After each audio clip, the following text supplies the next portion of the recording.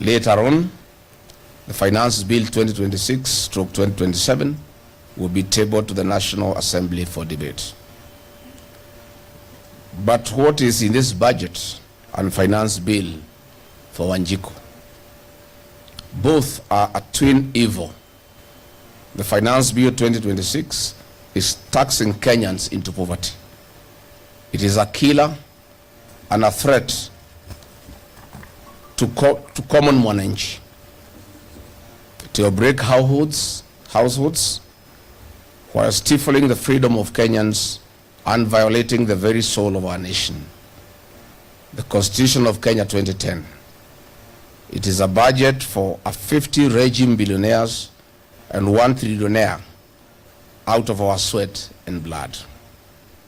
The two documents are not a rescue plan for the common mwananchi, but an increased tax burden on workers, consumers, farmers, businesses, manufacturers, SMEs, border operators, mama mbogas, and the youth who are the very soul of our nation.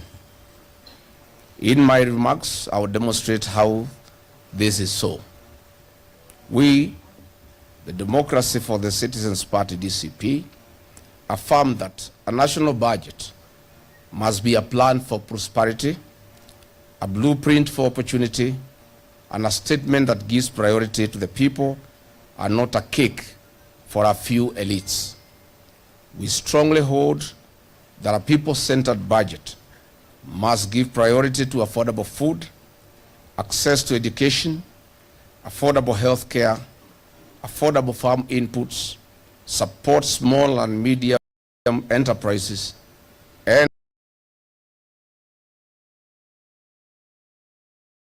support household savings and expand opportunities for our young people. Additionally, it must fully adhere to the Constitution of Kenya, and in particular Articles 220 and 221 on public participation.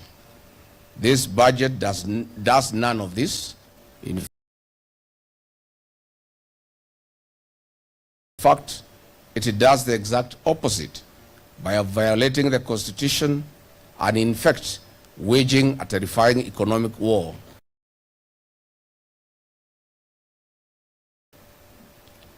The budget estimates before us at Kenya shillings 4.82 trillion is completely out of touch with Wanjiku. The projected revenue is about Kenya shillings 3.67 trillion, leaving a deficit of Kenya shillings 1.144 trillion. We have a clueless regime led by an elite cabal that continues to vomit on our feet and display their ill-gotten wealth.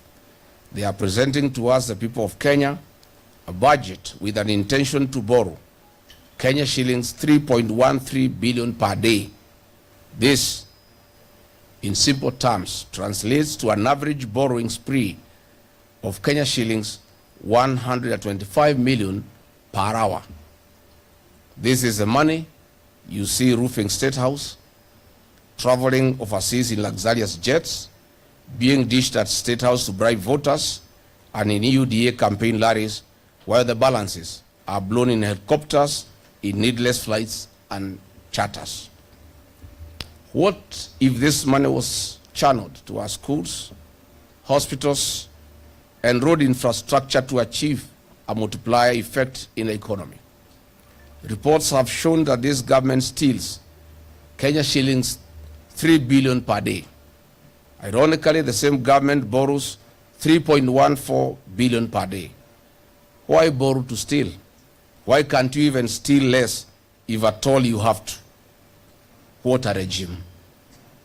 But first, we pose a fundamental question and